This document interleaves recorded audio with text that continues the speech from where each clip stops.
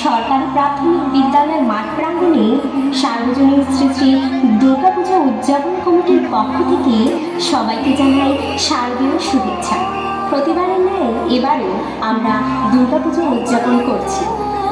প্রতিমা ও theme প্রস্তুতকারক বাবু বিকাশ চন্দ্র বর্মন ও তার দল, নারায়ণ কহরপাড়া, ঠাকুরগাঁও।